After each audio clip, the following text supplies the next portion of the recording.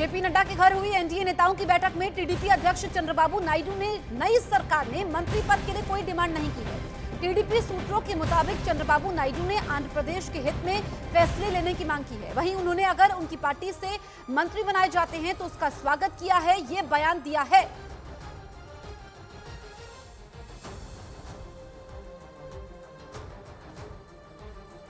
We have no expectations. Our support is unconditional, and because we believe in the leadership and we believe that strong states make a strong nation. So our support is purely unconditional, and at the end, all we would request, it's not even a condition, is to give us funds. Definitely, for the mandate Andhra has given, please look at Andhra for investments and support us to take things forward.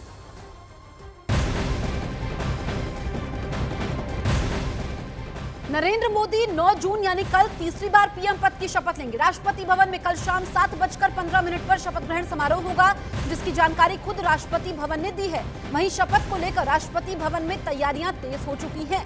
तो PM Modi लगातार तीसरी बार PM पद की शपथ लेंगे। इससे पहले ये कारनामा जवाहरलाल नेहरू ने किया था और उसके बाद पीएम मोदी ऐसे दूसरे नेता बन गए हैं जो तीसरी बार पीएम बनेंगे। और आपको बताएं कि जब 2019 में नतीजे आए थे उसके 7 दिन बाद पीएम मोदी ने शपथ ली थी। वहीं 2014 में नतीजे आने के 10 दिन बाद शपथ ली थी। इस बार नतीजे आने के 5 दिन बाद पीएम मोदी शपथ लेने वाले हैं। कल शाम को वो शपथ लेंगे।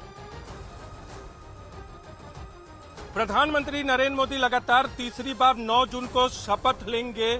राष्ट्रपति द्रौपदी मुर्मू ने उन्हें अगले प्रधानमंत्री के तौर पर नियुक्त कर दिया और उन्हें सरकार बनाने का निमंत्रण दिया है। और प्रधानमंत्री 9 जून को शाम को इसी वक्त 6 से 7 के बीच में अपने मंत्रिपरिषद के सहयोगियों के साथ शपथ लेंगे। लेकिन इस वक्त हम आपको एक्सक्लूसिव तस्वीरें दिखाते हैं। हम खड़े हैं राष्ट्रपति भवन के सामने और ये सामने में जो प्रांगण दिख रहा है आपको, हम अपने camera person Kamaldev Singh KD से कहेंगे कि वो जूम इन करके दिखाए। इसी प्रांगण में प्रधानमंत्री नरेंद्र मोदी लगातार तीसरी बार अपना शपथ ग्रहण करेंगे अपने सहयोगियों के साथ, अलग अलग दलों के मंत्रियों के साथ। और यहाँ 7 से 8 हजार लोगों के बैठने की व्यवस्था की जा रही है। कुछ लोगों ने यह भी कहा है कि कम से कम 10,000 तक ये संख्या जा सकते हैं। फोरकोट का इलाका बहुत बड़ा है, यहाँ से हम पूरा इलाका आपको नहीं दिखा पा रहे हैं। लेकिन राष्ट्रपति का मुख्य द्वार से जैसे आप आगे बढ़ते हैं और अंदर में जो लाल बजरी का पूरा इलाका है वो फोरकोट का इलाका और वो बहुत बड़ा मैदान नुमा इलाका है। और आमतौर पे जब विदेशी मेहमान आते हैं और उनका सेरिमोनियल होता है तो वो कार्यक्रम इसी फोरकोट में होता है। और इसी फोरकोट में प्रधानमंत्री लगातार तीसरी बार पद की शपथ लेंगे, प्रधानमंत्री पद की शपथ लेंगे। ऐसा तीसरी बार होगा जब प्रधानमंत्री मोदी यहां अपना शपथ ग्रहण करेंगे। तो तमाम तैयारियां जोरों से की जा रही है। न्यूज 18 इंडिया पे आप एक्सक्लूसिव तस्वीरें भी देख रहे होंगे कि कुर्सियां लगाई जा रही हैं गर्मी से बचने के लिए। हालांकि शाम का वक्त होगा, 6 से 7 के बीच शपथ ग्रहण समारोह की शुरुआत होगी। गर्मी का दिन है लेकिन तमाम कूलर, फैन, स्टैंड फैन लगाए गए हैं ताकि लोगों को किसी तरह की दिक्कत का सामना नहीं करना पड़े, क्योंकि बड़ी संख्या में लोगों को इस शपथ ग्रहण समारोह के लिए बुलाया जा रहा है।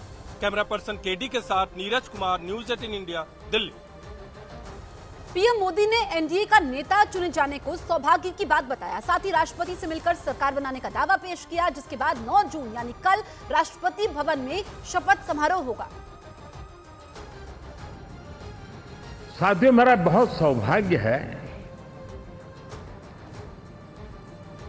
कि एनडीए के नेता के रूप में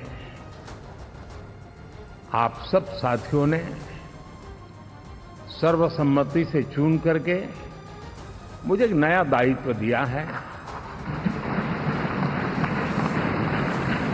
और इसके लिए मैं आपका बहुत बहुत आभारी हूं।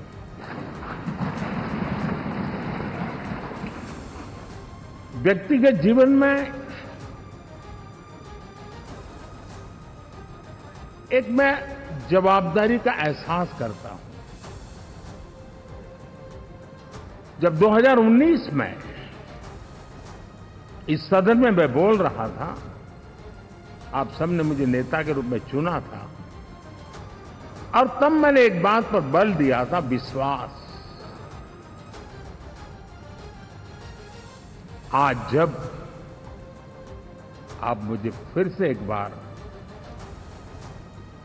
ये दायित्व देते हैं, इसका मतलब है कि हम दोनों के बीच, हम आपस में विश्वास का सेतु इतना मजबूत है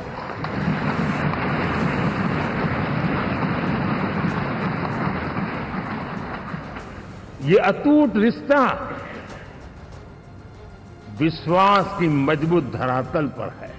राष्ट्रपति जी ने मुझे अभी बुलाया था और मुझे प्रधानमंत्री डेजिग्नेटेड के रूप में काम करने एक नियुक्ति दी है और मुझे शपथ समारोह के लिए और मंत्रिपरिषद के सदस्यों के सूची के लिए उन्होंने सूचित किया है। मोटे तौर पर मैंने राष्ट्रपति जी को कहा है कि हमें 9 तारीख शाम को सुविधा रहेगी। पीएम नरेंद्र मोदी ने शुक्रवार को राष्ट्रपति भवन जाकर राष्ट्रपति द्रौपदी मुर्मू से मुलाकात की और सरकार बनाने का दावा पेश कर दिया। इसी दौरान राष्ट्रपति द्रौपदी मुर्मू ने पीएम मोदी को मीठा दही खिलाकर बधाई दी और पीएम नरेंद्र मोदी को केंद्र में तीसरी बार सरकार बनाने के लिए आमंत्रित किया। तो राष्ट्रपति ने मीठा दही पीएम मोदी को खिलाया। ये तस्वीरें आप देखिए, कल की ये तस्वीरें। कल पीएम मोदी तीसरी बार शपथ लेंगे और सरकार बनाने के लिए राष्ट्रपति द्रौपदी मुर्मू ने पीएम मोदी को आमंत्रित किया। राष्ट्रपति भवन के प्रांगण में ही शपथ ग्रहण समारोह कल होने वाला है।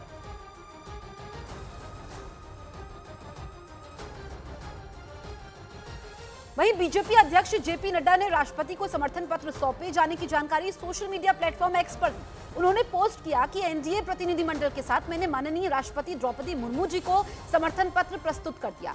राष्ट्रपति द्रौपदी मुर्मू जी ने एनडीए के सभी निर्वाचित प्रतिनिधियों के एकीकृत समर्थन पत्र के साथ नरेंद्र मोदी जी के सर्वसम्मति से एनडीए का नेता चुने जाने की पुष्टि की। समर्थन पत्र सिर्फ एक दस्तावेज नहीं है, ये एनडीए के भीतर मौजूद एकता और ताकत को दर्शाता है। साथ ही साझा राष्ट्र प्रथम दृष्टिकोण के माध्यम से विकसित भारत और आत्मनिर्भर भारत के दृष्टिकोण को प्राप्त करने के लिए हमारे दृढ़ समर्पण को दर्शाता है। वहीं चिराग पासवान ने नरेंद्र मोदी की तीसरी बार पीएम पद की शपथ लेने का स्वागत किया। साथ ही उन्होंने 2025 में बिहार में होने वाले विधानसभा चुनाव नीतीश कुमार की अगुवाई में लड़ने की बात कही। आज प्रधानमंत्री नरेंद्र मोदी को एक बार फिर से एनडीए संसदीय दल का नेता चुना गया है। उसके बाद सरकार बनाने का जो समर्थन पत्र है आप लोगों ने दे दिया है, राष्ट्रपति को दावा पेश किया जा चुका है एनडीए की तरफ से। नहीं, बिल्कुल, और ये हम सब के लिए उत्साह की बात है। इसी लक्ष्य की ओर हम लोग सब मिलकर प्रयासरत भी थे कि मेरे प्रधानमंत्री तीसरी बार देश के प्रधानमंत्री बने। मेरे लिए तो स्वाभाविक सी बात है, बहुत ज़्यादा खुशी का ये लम्हा है। 2014 से ही इसी सोच के साथ मैं एनडीए गठबंधन के साथ में जुड़ा भी था। उस वक्त भी सपना यही था कि मेरे प्रधानमंत्री, जो उस वक्त प्रधानमंत्री पद के दावेदार थे 14 में, वो देश के प्रधानमंत्री बने और इस बार तीसरी बार वो प्रधानमंत्री बनकर एक नया इतिहास लिखने जा रहे हैं। हम सब के लिए सौभाग्य की बात है कि उस इतिहास के साक्षी, उसके गवाह हम लोग बनेंगे। मुझे लगता है देश में इन 70 सालों में महज दूसरी बार ऐसा हो रहा है कि कोई प्रधानमंत्री लगातार तीसरी बार प्रधानमंत्री पद की शपथ लें और जो प्रचंड बहुमत एनडीए को मिला है, ये अपने में हम लोग के मनोबल को बढ़ाने वाला है। ऐसे में वो शपथ लें और जो वादे उन्होंने किए थे उन्हीं के शब्दों में कि 10 साल तो ट्रेलर था, अभी कई और कार्य बाकी होने हैं, देश की जनता को इंतजार है। उनकी तरफ से एक चीज़ देखने को मिलती है और जो चिराग पासवान बोलते रहे कि हम हनुमान हैं, मोदी के हनुमान हैं, आज भी देखने को मिला जिस तरह से उन्होंने मंच पर ही आपको गले लगाया, जिस तरह से, ये क्या कहता है, केमिस्ट्री क्या है मोदी और चिराग की? ये वही केमिस्ट्री है जिसका जिक्र मैंने हमेशा किया जब मुझे ताने भी दिए जाते थे कि आप क्यों प्रधानमंत्री के लिए इतने समर्पित हैं। हनुमान शब्द को तंज बनाकर हमेशा मेरे साथ इस्तेमाल किया जाता था।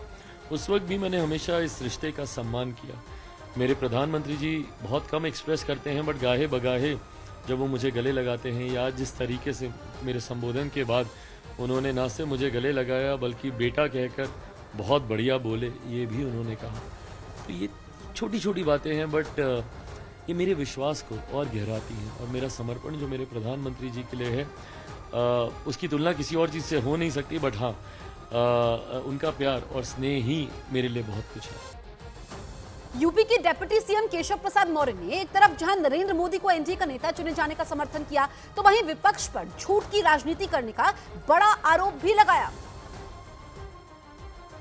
सर, आज प्रधानमंत्री को एनडीए ने सर्वदलीय रूप से अपना नेता चुन लिया है। भारत के इतिहास की ऐतिहासिक घटना है।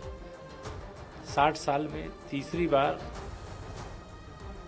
प्रधानमंत्री बनने का और एनडीए द्वारा प्रधानमंत्री बनाने के लिए सर्वसम्मति से उन्हें राष्ट्रीय जनतांत्रिक गठबंधन जो एनडीए है उसका नेता चुना जाना, यह देश के 140 करोड़ लोगों के लिए गर्व की बात है।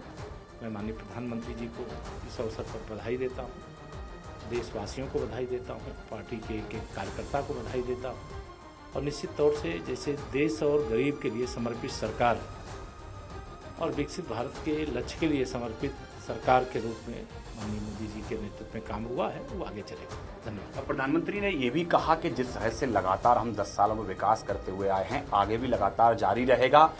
विपक्ष को कहीं ना कहीं अब ईवीएम और इलेक्शन कमीशन के बारे में चर्चा नहीं कर रहा है। हाँ, निश्चित तौर से माननीय प्रधानमंत्री जी ने जो कहा है वह विपक्ष के जो कारनामे थे उसको उजागर किया है, और जिस प्रकार से ईवीएम को दोष देना, आरक्षण के खतरे की अफवाह फैलाना, संविधान के खतरे की अफवाह फैलाना, उनको न तो अपने दल के विचारों पर भरोसा है, न अपने समर्थन के लिए जो जनता के बीच में जा रहे थे न उस पर भरोसा था, इसलिए दुष्प्रचार का सहारा लिया।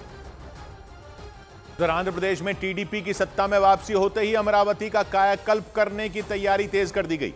12 जून को टीडीपी यानी तेलुगु देशम पार्टी के प्रमुख चंद्रबाबू नायडू चौथी बार मुख्यमंत्री पद की शपथ लेंगे, और इसके लिए उन्होंने अमरावती को चुना। मतलब अमरावती